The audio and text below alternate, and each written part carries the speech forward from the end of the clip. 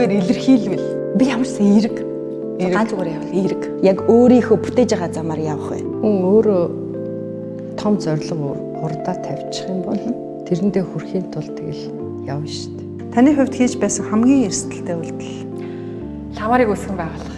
Өөрөө ямар зам чанартай хүн гэж боддог вэ? Нээлттэй ил тод түргэн шуурхаа.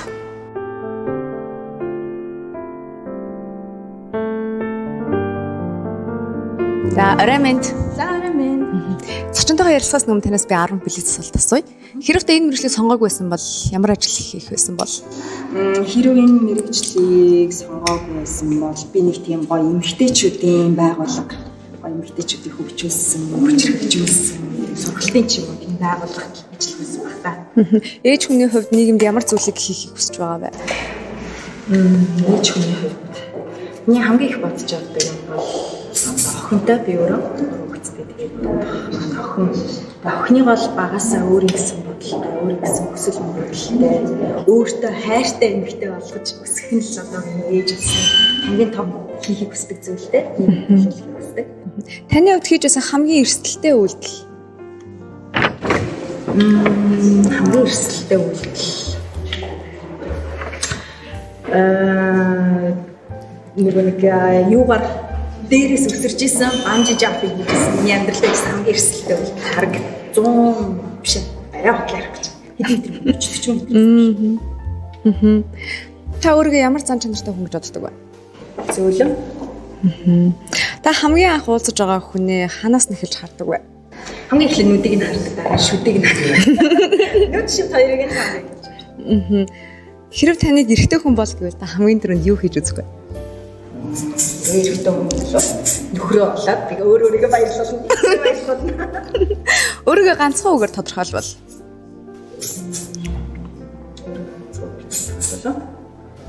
Надаа юу гэдэг вэ? Ялган. Ялган. Өөрийн биеийн хамгийн дуртай хэсэг гэсэн үг.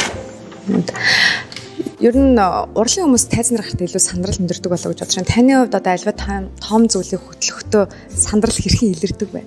Ер нь та ямар үедээ сандардаг вэ?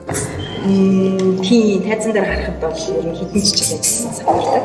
Гэтэ тэр бол ингээл их сонь хит сонирн болдог шүү дээ. Тэгэл 50 амьсгаа гайг болчихсон. За билет асуултын хамгийн сүүлийн асуулт, та ямар хүнээс эсвэл ямар нэгэн зүйлээс үлгэр дуурайл авдаг вэ? Юу? Ер нь бол ээж болохоос өмнө ээжээс авдаг гэсэн. Сүүлийн үед бол охиноосоо маш үлгэр дуурайл авч байгаа. Яаж эмэгтэйлэг байх вэ? Яаж амьдрал тайртай байх вэ? Яаж одоо юм амархан баярлж, амархан одоо гомиг готролоо марцдаг байх вэ гэдэг. Сүүлийн үед бол охиноосоо маш үлгэр дуурайл авч байгаа. За маш их баярлалаа. Та зочинтойгоо ер нь өмнө уулзч байсан уу? Уулзч байгаагүй. За тэгвэл ярилцлаганд нь амжилт хүсье. Баярлалаа. Ерөнхий ивент тэтгэгч хам бүрэгдээ их дэлгүүр чанарын дээдийг цахимаар.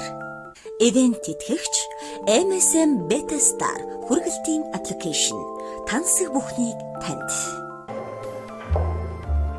Сайн байна уу өнөрөө эмчээ. За орой минь төргий уцаар холбогдоод байсан. За цэцгийн өгч. Баярлалаа. Орой минь төргий. За хоёулаа сайхан танилцъя нэвтрүүлгийнхээ өмнө. За намайг За танаас эхлэе. за намайг Хайшаас оч. аваач уу өндөр жаргал гэдэг. Аха. За нэгдүгээр төрөх буюу одоогийн өргөн амарчих газар ажилладаг. Одоо мэрэгчлэр нэг 23 жил хэмчээр бол 26 жил ажиллаж байна. Гой цэцэг өгсөн баярлалаа. За баярлалаа. За намайг Онон гэдэг. Тэгэхээр өнөөдөр бол бид хоёр хамтдаа одоо тун утгахгүй эмэгтэйчүүд эрхийг хамгаалах өдөр болох гэж байгаа учраас энэ талаар хоёулаа сайхан хамтдаа ярилцсан. Эмэгтэйчүүдийн эрхийн талаар, таны талаар бас хамтдаа ярилцъя гэдэг өнөөдрийнхээ нэвтрүүлэгт орсон байгаа юм аа.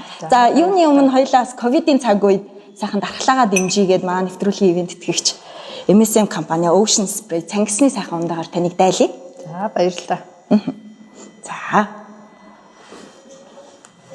За эмэгтэйчүүдийн эрх болох гол нь айгүй олон хүний одоо шүүмжлэл дагуулдаг шүү дээ. Эмэгтэйчүүдийн эрх гээл тэгэхээр 3 сарын 8-нд нэг өдөр бялуу тэгэл нэг торт болоод өнгөрдөг гэж. Надад бол өнөөдөр бүр яг эмч ирчихсэн байгаа. Эмэгтэйчүүдийн эмч ирсэн байгаа учраас юу гэж санагдаж байна гэхээр эмэгтэйчүүдийн эрхийг хамгаалдаг өдөр эмэгтэйчүүд маань одоо нэг өдрөө те тэрнийхээ өмнөх өдрийг ч юм уу бүтэн өөрийнхөө эрүүл мэндэд зориулдаг байгаасаа гэж санагдаж байна. Зөв санаа. Гой бүтэн одоо эмчилгээнд ордог ч юм уу. Шинжилгээ өгдөг ч юм уу те. Тий. Зөв санаа юу. Надад бол бас сайхан санагдаж байна. Ер нь бол манай Монгол эмэгтэйчүүд сүүлийн үед өөрийнхөө эрүүл мэндэд их анхаардаг болсон. Тийм болохоор бас магадгүй Мартин 8-наар баярлахын зүг бас өөрийнхөө эрүүл мэндэд анхаарал тавьж нэг өдрийг урьдчилан сэргийлэх, үзлэгт хамрагддаг тийм өдөр байвал бас сайхан санаа байна. Энийг бас би амьдралдаа хэрэгжүүлэе гэж бодож байна. Та ер нь хичнээн хүүхдийн хүн ээж болчих ба. Өнөөдөр хоёлаас тэдгээр хүүхдэдэд орсвол. За би нийт 26 жил ажиллаж байгаа. За түүнээс одоо 23 жил нь яг их барих эмэгтэйчүүдийн эмчээр ажиллаж байгаа. Бүр нарийн мэргэжлийн. Тийм болохоор энэ хугацаанд бол ер нь жилд нэг ойролцоогоор төрүүлсэн хүүхдийнхаа статистикийг гаргахад бол нэг 4500-аас нэг 5000 орчим л гэж ярьдаг. Тэгэхээр жил 4000 гэхээр 20 жилээр үржүүлэхээр одоо баг 450-аас 500 гэхээр 20 жилээр үржүүлэхээр нэг ойролцоо. Нэлээд их тоо гарах нь тий. Ааха. Тэгээд тэр одоо хүүхдүүдтэйгээ юм уу эсвэл одоо тэр их барьсан ээжүүдтэйгээ ер нь эргээд уулздаг манай тэр ээжүүд ер нь хэр гэж холбогддог вэ? Хамгийн анхны хүүхд бол одоо 25 хүрсэн ба шүү дээ. Тий. Одоо яг хуу залуу эмчээс учраас тухайн залуучууд төрж байгаа залуучууд бол тэр болгон хүн ээжтэйгээ уулзъя гэсэн юмнууд бол ховрол байдаг баг. Сүүлийн үед бол тийм хандлага бол ихсчээд байгаа. За ихэвчлэн одоо би хамгийн ойрын жишээ хэд миний найз нөхдүүд юм уу ах トゥ амраг садан тий тэдний хүүхдүүд л ихэвчлэн бас хүн ээжтэйгээ уулзъя гэж ирдэг. Тэрнээс ш одоо энэ олон хүүхдийн хүн ээж бүх хүмүүс уулзна гэвэл хэцүү. За төрүүлсэн ээж нар маань дараа нь бас эмэгтэйчүүдийн асуудал гарвал эргэж хандах тохиолдол маш илбэг байна. Одоо Мартаар танд баяр хүргэнэ гэвэл баг бисаа бодчихсон чинь 100000-аад хүүхэд эрхнэ. Том жижиг нэгээс 25 насны. Тийм л ах. Яг хоо яг Мартин 8 гэхгүй ер нь баярын өдрүүд болоход эмчнэр мессеж те утасны баяр хүргэлтийн дуудлагт бол их дарагддаг. За сүүлийн үед бол Facebook ч гэдэг юм уу те сошиалараас баяр хүргэх нь бол илбэг байдаг. Өнөөдөр эмчээс би бүр уулзахтаа яг асууя гэж бодож байсан. Хүн ээж одоо нөгөө их барих эмчээс гадна өнөөдөр эмчийн сүүлийн үед нэвтрүүлж байгаа хамгийн гоё зүйл бол дурангийн эмчилгээ байгаа тий. Бидний ойлголтоор бол одоо нөгөө хагалгаа хийн гэдэг чинь яа тийм дээ. Зүсэл, оёол тий хаглаал ингээл ер нь маш хайцтай байдаг гэсэн. Одоо бол ерөөсөө нэг юм жижиг 1 см-ийн диаметртай оруулаад маш аятайхан процедур болцсон билээ шүү дээ тий. Та энэ талаараа бас ярихгүй яг сүүлийн үед одоо энийг эмэгтэйчүүд манаас нэлээд айдаг л да яг эмэгтэйчүүдийн өвчин тал дээр эндээс. Миний одоо мэрэгжил өөрөө их барих эмэгтэйчүүдийн эмч чинь ганцхан хүүхэд төрүүлэхээс гадна хагалгаа хийх тийм чадварыг бол шаардж идэг. Тэгэхээр хүн төрүүлээд эсвэл кейс рүү орохоос гадна эмэгтэйчүүдийн одоо мэдцлээ ямар нэгэн эмэгтэй ээжүүдэд тусламж үзүүлэх ийм шаардлага бол мэдээж мэрэгжлийн хувьд гарч ирдэг. За энэ сүүлийн үеийн технологиор хийгдэж байгаа дурангийн мэдцэл бол 0.5 см буюу 5 мм-ийн зүслэгээр эмэгтэй хөвлөд одоо нэг ойролцоогоор 3-аас 4 ширхэг тэмцэлэг хийгээд тэрүүгээрээ дуран болон бус багжаа оруулаад хийгддэг хаалга. За дэлхий дээр бол энэ хаалга нэлээд эрч хүчтэй бараг 40 жил хөгжчихсөн. За Монгол улсад бол харин 50 жил бараг болсон юм байна. Тэгэхээр Монгол улсад бол энэ хаалгаа хөгжөөд бас нэг 20 орчим жил болж байгаа. Тэгэхээр миний бас амьдралын 15-16 жил бол бас яг энэ дурангийн хаалгаатай холбоотой. Тэгэхээр бас дурангийн хаалгааг Монгол улстай нэвтрүүлж, хөгжүүлж бас эмч нараа сургах тал дээр бас ажиллаж байгаадаа бас өөрөө баяртай явдаг. Манай өнөрөө эмч өөрөө охинтой юу? Охинтой. Одоо охиндоо та ер нь юу гэж зөвлөдөг? Бид хоёр сая ярьж штэ эмэгтэйчүүдийн эрхийг хамгаалах өдөр бол баярлахаас гадна хоёулаа эрүүл мэндтэй хөрөнгө оруулалт хийжийя гэж. Тэгэхээр та жишээ нь охиндоо одоо хэдэн настай вэ? Юу гэж зөвлөдөг вэ? За миний охин одоо 27 настай. За. Тий том охин байгаа. Тэгэхээр мэдээж миний охин эрүүл мэндийн ямар л асуудал болно ээжтэйгээ зөвлөдөг. Эрүүл мэнд ч гэхгүй бүх одоо өөртөө тохиолдсон ямарваа нэг асуудлыг бол ээжтэйгээ ярьдаг. Тэгэхээр би бас ээж хүний хувьд охиндоо чадлынхаа хэрээр зөвлөгөө өгдөг. Гэхдээ яг одоо бас харьцангуй ажил жижүүрт хондог ажил маань багасчихсан. Тэгэхээр урд нь бол баг багт нь охиндоо өөрийгөө жижүүр гэж хэлүүлтэл нь тийм их ээжигийн оронд жижүүр гэдэг. Тийм эмнэлэгт хонж ажилладаг тийм үе байсан. За одоо бол харьцангуй жоохон багассан. Миний одоо хамгийн их сонирхдаг зүйл тэр байхгүй юу? За би бол өөрөө бас охинтой. Тэгэхээр охинтой хүмүүс одоо ер нь хідэн наснаас охтуудаа үзлэгт хамруулах хэвээр юуг зөвлөх хэвээр багаас нь яах хэвээр ингээл эмэгтэйчүүдийн эрхтэй за ирээдүйд их болох хүний хамгийн үндэс суурь бол эндээс эхэлж байгаа ах гэж бодож байна. Тий. Тэгэхээр бид нар ярьдаг штэ нөгөө эрүүл эмэгтэйгээс эрүүл хүүхэд төрнө гэж ярьдаг. Тэгэхээр заавал одоо насанд хүрсэн хойно эмэгтэйчүүдийн эмчт хандах биш тийм ээ. Хүүхдээ бүр жоохон байхаас нь эхлээл эмэгтэйчүүдийн эмчт бас нэг удаа үзүүлж яхад бол жилд нэг удаа ч юм уу хамрагдуулаа тий. Тэгээ ер нь эход бас харуулж явах шаардлагатай чамдаа шинжилгээ гэж ярьдаг штэ. Тэгэхээр бас миний практикт олон л тохиолдож ирсэн. Нөгөө хүүхдээ хажууд нь эрүүл саруул ханиа төрөхгүй одоо тийм байхад л эрүүлэн гэж бодоод яваад идэг. Гэтэл хүүхэд нь 14 5 нас одоо шилжилтийн насан дээр хүрээд ирэхээр эход ч харуулж амьдралтаа үзээгүй байх ч юм уу тийм тохиолдлоор одоо янз бүрийн эмгэгүүд нь онцлогдох тохиолдол их байдаг. Тийм болохоор охин наснаас нь бас эмчт хандаж бас эмчтэй уулзуулж тэр айдсыг арилгаж явах хэрэгтэй гэж боддог. Ерөнхий ивент тэтгэгч хам бүрэгдээ ихтэлгүүр чанарын дээдийг цахимаар. Ивент тэтгэгч MSM Beta Star хүргэлтийн аппликейшн тансаг бүхнийг танд.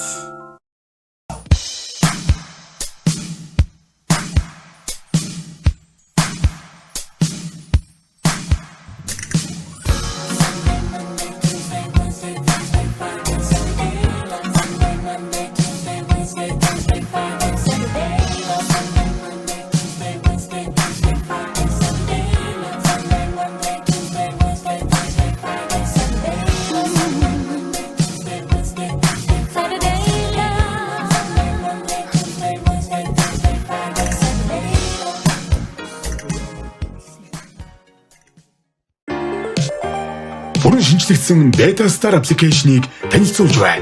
Хэрэглэхэд хялбар, цаг хэмнэн, найдвартай. Хүссэн газраас дэлхийн брэндүүдийг нэг дороос захиалах боломжтой. Улаанбаатар хотын хаанч хүргэн захиалга хийх боломжтой. Аппликейшн бүртгүүлснээр үнэн хэрэглэгчийн хөнгөлөлт, шинэ гишүүний урамшуулал, төрсөн өдрийн бэлэг тусдаас авах боломжтой. Бүтээгдэхүүнээ сонго, бүтээгдэхүүнээ захиал, үн төлбөргүй хөргүүл. Тансаг бүхнийг танд. Beta Star.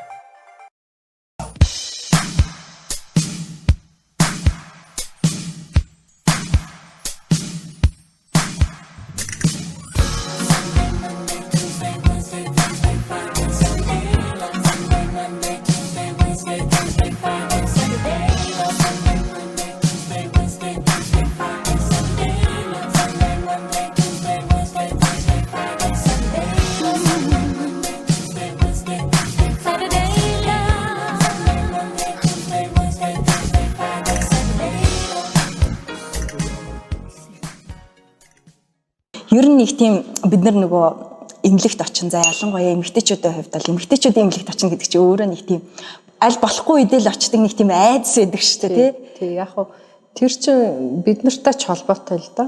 Ягаад гэх юм бол бид нарыг жоохон байхаас л ер нь бол яг энэ сэдв бол их хаалттай сэдв байсан. Одоо манай ээж нар ч байдгийг, манай эмээ нар ч байдгийг энэ сэдвэр бол тэр болгон ярихгүй шүү дээ. Тэгэхээр одоо энэ нийгэм хөгжөөд ийм сайхан болцсон үед бол багаас нь одоо бэлгийн амьдралын талаар тий хүүхдийн эмэгтэй хүүхдийн одоо эрүүл ахуйн талаар тий өөртөө ямар анхаарал тавих талаар нэг сайхан эрүүл мэндийн зөвлөгөө өгдөг. За сургуулиуд нь энэ чиглэлээр бас хичээл ордог. Сургуулийн багш нар ч гэсэн өөрсдөө бас энэ талаар мэдлэгтэй байвал бас илүү хэрэгтэй болов гэж бодож байна.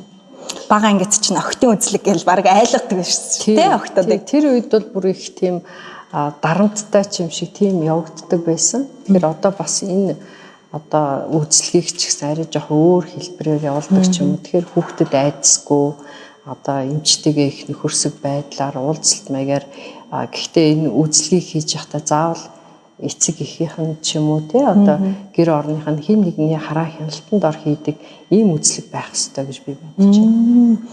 Надад бол тэр үздэг өрөөл их гоё дулаан уур амьсгал төрүүлдэг баймаар санагддгийг. Тийм. Ерөөсөө тий ингээд ороход л их гоё тийм тайван, аюулгүй орчин байвал бас хүн орж үзүүлдэг. Тэгэхээр яг охтын өрөө бас тийм онцлогтой байдаг. Манайд ч гэсэн охтын өрөө байгаа. Тэгэхээр охтын өрөөнд дотор ямар нэгэн үзлэгийн ор тийм юм бол байхгүй. Оо за. Тий зүгээр л одоо уулзалтын өрөө тэгээд нэг үзлэг зүгээр хэвтүүлж үзүүлэх ч юм уу тий. Их тийм энгийн ор байдаг. Тэр өрөө бас их дулаахан уур амьсгалтай. Гэр орных нь ээж нь ч юм уу, эх чинь ч юм уу орж ирээд хамт эмчтэй уулздаг тийм өрөө байдаг. Тэгэхээр тийм уур амьсгал үүсгэх гэдэг бол тухайн хүүхэд эмчтэй одоо өмнө ярих те өөрийгөө үзүүлэх, зөвлөгөө авах, одоо эрүүл мэндийн боловсрол авахд бол илүү төхөнтэй байдаг гэж би ойлгодог. Одоо таны хувьд жишээ нь яавал хамгийн амархан баярлдаг вэ? За тэгэл би чиний цэцгэнд бас айгүйх баярлж байна. Тэгэхээр одоо хамгийн түрүүнд л хүний сайхан дулаан уур амьсгал үүсгэх гэдэг бол хамгийн түрүүнд цэцгнээс эхэлж байна. Тэгэл өөр юу ч хийж болно шүү дээ. Хүн сэтгэлээсээ тэгээд сэтгэлээ гаргаж байгаа бол юу ч хийж болно гэж би бодож байна. Би таныг түрүү нөгөө жижүүр гэд ярьсан чинь манай ээж бас эмч хүүхдийн эмч байхгүй. Тэгэл ер нь баярын өдрүүдээр бас баярын өдөр хамаарахгүй жижүүр тавьдаг шүү дээ. Ялангуяа залуухан эмч нарыг бол дандаа баярын өдрүүдэд тавьдаг те. Тэгэл би яг боддог гэсэн Мартин 8 хүүхдийн баяр цагаан сар бүх өдрүүдээр ээж байхгүй. Яг адилхан баг жижүүрээ гэж дуудах нь холгүй л өслөө. Тэгээд маш их ойрхон санагдлаа түрүүн таны ярьсан. Тэгэхээр хүүхдүүд яг зарим одоо эмч нарын хүүхдүүд эмч болох нь элбэг байдаг. Тэгэхээр миний хоёр хүүхд бол хоёулаа эмч болоогүй. Тийм. Тэгэхээр одоо бас л өөрийнхөө мэрэгжлийг дутуу сурталчилсан байж магадгүй.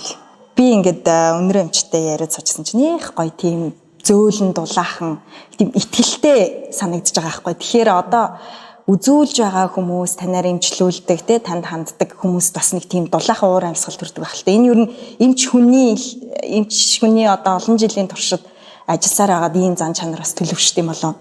Төлөвшин тэгээд бас хамгийн гол эмч хүний байх ёстой нэг үзүүлэлт бол өвчтнөө сонсох. Ярилцах. Тэгээ хамгийн гол нь тэгтээ өвчтөн одоо зогсоо зайгүй ярина шүү дээ. Одоо сонсоол байвал тэгэхээр өвчтнийхаа ярьж байгаа тэр яриаг зөв чиглүүлж өөртөө хэрэгтэй мэдээллийг олж аавна гэдэг бол аюул чухал. Тэгэхээр бас сүүлийн үеийн залуучууд бас энэ тал дээр сайн суралцаасаа гэж би боддог. Дандаа ингээл өвчин зовлон сонсож байхаас та ер нь залхажээв үү? Ер нь ажилдаа шантарч исэн үе байна уу? Залуу үедээ мэдээж шантарна шүү дээ. Олон ч тэгэл залуу юм чи хүн ямар нэгэн байдлаар алдаа интгэл байлгүй яах вэ? Тэгэхээр тэрэн дээр бас шантрах тохиолдол байна. Гэхдээ шантарлаа гэд маргааш нь шууд ажиллаа болохгүй шүү дээ. Маргааш нь шал өөр юм бодол босоод ирнэ. Шал өөр хүсэл зоригтой босч ирэх. Тийм л ер нь бол яг мэрэгчлээ хайртай бол хязгаарч тэрнээс шантрахгүй.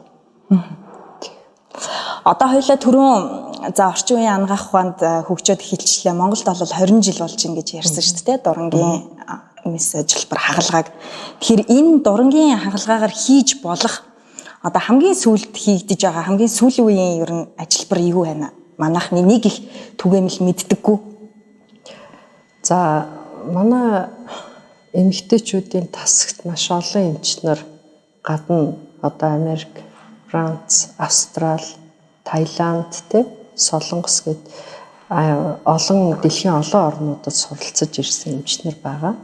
Тэгээ бидний энэ бол бүх эмчнэр гадаадад суралцаж ирээд тэр хүмүүс өөр өөрсдийнхөө мэдлэгийг хоорондоо солилцдог. Гэхдээ бидний дурангийн хагалгааны яг үндсэн суурь бол Франц загвартай, Франц школ гэж ярьдаг шүү дээ тий. Франц загвартай байдаг. Яагаад гэх юм бол манай тасгийн 5 эмч Европын холбооны диплом хамгаалсан байдаг. Тийм болохоор яг тэр диплом хамгаалахад өгж байгаа шалгалт, тэр стандарт бүх юмыг бид нар энд яг Монголдо авчирч нутагшуулж ажиллаж байгаа учраас бидний хийж байгаа тэр үйлдэл бүх юм яг Европ стандарт буюу Францаар явагддаг гэсэн үг. Мөн Францд анх дурангийн хаалгаа нэвтэрсэн байдаг 1972 онд. 72 онд анх манай багш Мари Антон Бруа гэж хүн бол дэлхий дээр анх удаа эмэгтэйчүүдийн дурангийн эмчилгээг хийжсэн. Мөн Лионы эрдэмтэн Франц эмч цусны хагалгааг бас анх удаа дэлхий дээр хийжсэн ийм түүхтэй. Тэгэхээр яг дурангийн хагалгааны чиглэлээр бол Францууд анхдагч нь байдаг. Тийм ч учраас одоо дэлхий дээр Францын дурангийн хаалганы одоо техникийг бол хүлээн зөвшөөрсөн. Тэнд бас ажиллаж байгаа эмчнэр нь бол үнэхээр шинийг эрэлхийлдэг тийм мундаг эмчнэр байдаг. Тэгэхээр бидний хувьд бас тэр эмчнараас бага ч гэсэн зүйлийг олж мэдэж өөрийн орондоо нэвтрүүлж ажиллаж байгаадаа бол их бахархдаг. За тэгээ бид нар бол эмэгтэйчүүдийн эмгэгт хийгддэг бүхэл хаалгыг хийж байгаа. Ер нь бол бид нар анх 20 жилийн өмнөөс хийж эхлэхдээ бол маш багаар хийж эхэлсэн. Төвшин бас янз янз байгаа шүү дээ тийм. Тэгэхээр одоо бол бүх төвшингийн хаалгыг бол бид нар хийж байна. За хамгийн сүүлийн үеийн шинэ технологи гэх юм бол умаа хөмдийг дурандаад тэр дотор байгаа ургацаг юм уу одоо ямар нэг эмгэгийг оншилж эмчлэх тэр технологи бол шинээр нэвтэрж байгаа. За манай Франц багш нарын одоо сүүлийн 4-5 жилийн хугацаанд хэрэгжүүлж байгаа бас нэг шинэ технологи бол компьютерийн тусламжтайгаар дурангийн хаалга хийх энэ шинэ технологи байгаа. Яг нь бид нар одоо тэрэнд суралцаагүй байна. Гэхдээ маш ойрын хугацаанд бий болон манай эмчнэр суралцаад бас Монгол эмэгтэйчүүдтэй илүү одоо нарийн технологитой сайн өндөр түвшний хаалга хийнэ гэдэгтээ бол би итгэлтэй байна. За хоёлаа 20 хэдэн жил эмч хийлээ. Ер нь та яг энэ хугацаанд эсвэл ер нь амьдралдаа хийжсэн хамгийн эрсдэлтэй алхам юу байсан бэ?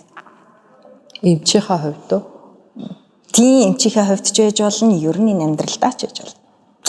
Яг нь эмчийнхаа хувьд гэх юм бол би дөнгөж төгсөж ирчээд одоо юу болоод дурангийн мэдсэлж болчоод тэгээ нэг 2004 онд би Франц явж сурчаад 7 онд Тайланд явж сурчаад тэгээ 2008 онд нэг Америкийн Swanson сангаас биднэрт нэг хуучин ч гэсэн дурангийн иж бүрдэл бэлгэлж ирсэн.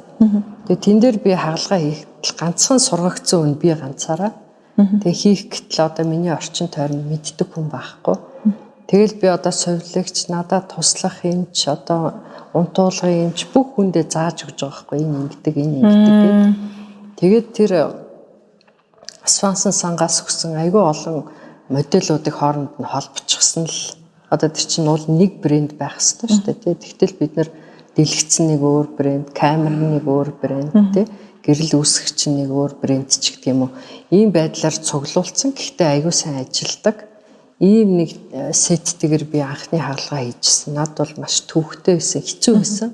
Яг гэх юм бол хаалгаа хийж байгаа хүмүүс нь тухайн одоо хаалгааны талаарх мэдлэг тутмаг тий эрсдлийг сайн ойлгохгүй. Одоо яг надад бүргэн одоо утгаараа тусалж чадахгүйсэн учраас энэ надад айгүй том эрсдэл байсан. Би үнэхээр энд айгүй төвхтэй байсан. Гэхдээ яг өөрөө олон тэр газруудаар яваад энэ хаалгаа ингэж хийгдэг гэдгийг мэдчихсэн учраас өөртөө их итгэлтэйгээр энэ хаалгыг эхлүүлчихсэн. Тэгвэл хамгийн бахархан мөч ер нь хизээ байсан бэ? Бахархан мөч үү? За би маш олон эмч нартай хамтарч ажиллаж байгаа. За одоо миний багш нар ч байна тий. Миний одоо хамтарч ажиллаж байгаа надад одоо миний найз шиг тусалдаг гадаад эмч нар ч байна тий. Тэгэхээр хамгийн түрүүнд Франц улстай би хамтарч ажиллаад 2015 онд одоо Францтай хамтарч ажилласны 10 жилийн хийжсэн. Тэгэхээр тэр эмчнэрийгээ би одоо манай Монгол улсын ерөнхийлөгчийн зарилгаар найрамдал одоо манай 3 эмчтэй өгчээсэн. Миний багшд тий. За энэ анхны төслийг эхлүүлж исэн хүнд тэгээд мөн одоо Монголд хүмүүнлэгийн үйл ажиллагаа явуулдаг Action Mongolia гэж нийгэмлэг байдаг Францын. Тэр нийгэмлэгийн ерөнхийлөгчийн 3 хүнийг найрамдал одонгоор шагнаж байхад би үнэхээр тэр 3 хүний өмнөөс үнэхээр их баярлж байсан. Энэ миний хамгийн сайхан хүч байсан гэж би бодож байна. Мөн дараа нь 2018 онд Австрали эмч нартай хамтарч ажилласны 10 жилийн ог бид нар бас ёслолт төвлөлтөөр аягүй сайхан тэмдэглэсэн. Тэгээд тэр үеэр бас Австрали 4 эмчигээ найрамдал одонгоор шагнахад бас би маш их баярлж байсан. Яг гэвэл энэ хүмүүс энэ хэцүү, энэ өндөр өртөгтэй, энэ хэцүү хаалгааг бас биднэрт нэвтрүүлж ингэж цааш дөрвөлжлүүлж явхад бол маш их түлхэц өгсөн. Би энэ гадаад эмчнэр одоо бол бүгдээрээ миний найз нар. Тэгээ энэ найз нартай бол би өдөр болгон баярлж авдаг. Яг гэвэл миний талхыг бэлдэж өгсөн гэсэн. Тэгэхээр миний одоо залуу шавнар ч гэсэн бас баярлдаг байх гэж би бодож байна. За нэвтрүүлэг бол одоо улс орон даяар одоо ч нь бол зөвхөн Монголда гэхгүй бүгд үзэж байгаа шүү. Тэгэхээр бол багш нар нь үзэж байгаа юм байна, найзууд нь үзэж байгаа юм байна. Бас хүн өөрийнхөө зөвхөн нөгөө амжилтаар бахархах биш, бусдын амжилтыг хараад тэр нь одоо таны хувьд амьдралын хамгийн бахархан мөч бол чинь хэрэг гайхалтай сонсогдож байна л та. Ерөнхий ивент тэтгэгч хам бүрэгдээ ихтэлгүүр чанарын дээдийг цахимаар.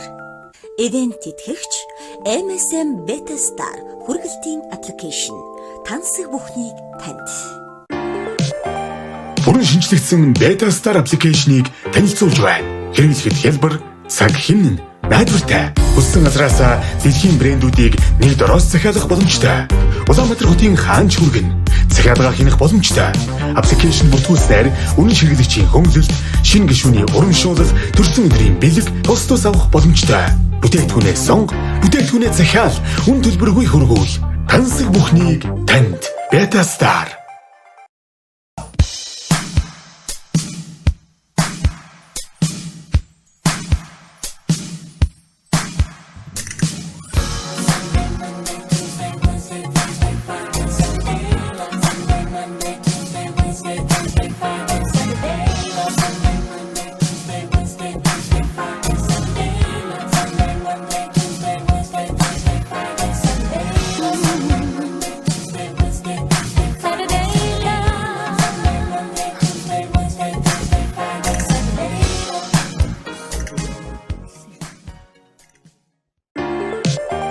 Бүрэн шинжлэгдсэн Beta Star аппликейшнийг танилцуулж байна. Хэрэглэхэд хялбар, цаг хэмнэн, найдвартай. Хүссэн газраас дэлхийн брэндүүдийг нэг дороос захиалах боломжтой. Улаанбаатар хотын хаанч хүргэн захиалга хийх боломжтой. Аппликейшн бүртгүүлснээр үнэн хэрэглэгчийн хөнгөлөлт, шинэ гишүүний урамшуулал, төрсөн өдрийн бэлэг тусдаас авах боломжтой. Бүтээгдэхүүнээ сонго, бүтээгдэхүүнээ захиал, үн төлбөргүй хөргүүл. Тансаг бүхнийг танд. Beta Star. За түрүү бит хоёрын нэвтрүүлэг эхлэхээс өмнө нэвтрүүлгийн багийнхаа надаас бас блицээ асуусан. Тэгэхээр энээс бас танаас асууя гэж бодож байна. За таны өвлгөр дуурайлал авдаг эмэгтэй хүн хэм бэ? Миний ээж. Ээжээс л хүн өвлгөр дуурайлаа. Тэгэхээр миний ээж одоо залуудаа эвлэл намын дарга байсан. За их л коммунист хүн байсан. Тэгэхээр бидний хүмүүжил бол яг одоо хүний өвгөнд сайн ордог. Ахмад настнаа хүндэлдэг тийм л хүмүүжлэр бид нар хүмүүжсэн. Тэгэхээр хүний үгийг сайн даадаг. Тэгээд амархан гомдохгүй. Нэг тиймэрхүү л хүмүүжлийг бидэнд суулгаж өгсөн байна да, хүнд худлаа хэлэхгүй. Таны сандрал ер нь яаж илэрдэг вэ? Сандрал бараг л тайвширчдаг юм да. Тий одоо ингээд айгүй тийм хэцүү момент гарна штэ тий. Тэгэх юм бол хүн мэдээ сандрна штэ. Гэтэл янз янзаар л бодож эхэлдэг. За энэ үед яах вэ гэд. Эмэгтэй хүн болгон өөрийнхөө бай гэдэг боловч энэ амьдрал дээр бас төдийлөн чадаад байдаггүй. Тэгэхээр нэвтрүүлгийн сүүлийн асуулт яаж одоо хин нэгний тааллаар бишээр яг өөрийнхөө бүтээж байгаа замаар явах вэ? Таны талаас өгөх зөвлөгөө. Хүн өөрөө том зорилго урдаа тавьчих юм бол тэрэндээ хүрэхийн тулд тэгэл явна шүү дээ. Ямар ч одоо саад бэрхшээлээс нь тэрийг тэнцэж туулж те ямар нэгэн байдлаар гарна. Тэгэхээр том зорилго тавиад тэрнийхээ төлөө явбал хүн амжилттай ажиллаж чадах байх л гэж би бодож байна. За баярлалаа, бид хоёрын ярилцах цаг дуусч байна. Тэгээд энэ нэвтрүүлэг маань эмэгтэйчүүд эрхийг хамгаалах өдөрт зориулагдсан бүтээгдсэн байгаа. Бид хоёр түрүүн ч бас амлсан эрх жилийн үдэд бид хоёр сайхан хүмүүнлэхэн үйлсгээд уулзалтж байгаа нь байна. Тэгээд өнөөдрийн нэвтрүүлгийг хамтран бүтээлцсэн за эрхэмсэг чанарыг түгээгч хам бүрэгдээ ихтэлгүүр ихэндээ бас баярлалаа. За мөн одоо бит хоёрын сайхан манай энэ ч юусоо уусангүй би бол баг уугаад усчин та уугаараа асуугдаад байгаа болохоор надад уух боломж гарсангүй. Цангисны шүүс за энэ Ocean Spray MSM компани оруулж ирдэг байгаа. Тэгэхээр бид нар бас өдөр тутамдаа хэрэгжилж байгаа зүйлсээрээ дархлаагаа дэмжих боломжийг олгож байгаа энэ цэвэр жимсний шүүсийг оруулж ирж байгаа Ocean Spray ихэндээ бас баярлалаа. Тэгээд одоо бас баяр болох гэж байна. Эмэгтэйчүүдийг баярлуулах маш олон арга байгаа. Тэрний нэг бол ерөөсөө одоо энэ ганцхан аппликейшн татаал MSM-ийн Beta Star гэдэг аппликейшн татаал за хайртай бүсгүйгээ ээжигээ охиныгоо найз бүсгүйгээ баярлуулах юм боломжтой юм аппликейшнаас байгаа гэдгийг яг одоо үзээ сууж байгаа залуучуудад иш бий болгоод хэлчихэ. Тэгээд маш сайхан яриаг өрнүүлж бас бидэнд хэрэгтэй мэдээллийг зөндөө олон хэрэгтэй зүйлсийг хүргэсэн таньда баярлалаа. Тэгээ хамгийн сайн сайхныг хүсье. За хам бүрэгдээ их дэлгүүр MSM компани зүгээс хүргэж байгаа энэ баярын бэлгийг танд өгье. Хамгийн сайн сайхан бүхнийг хүсье өрөө.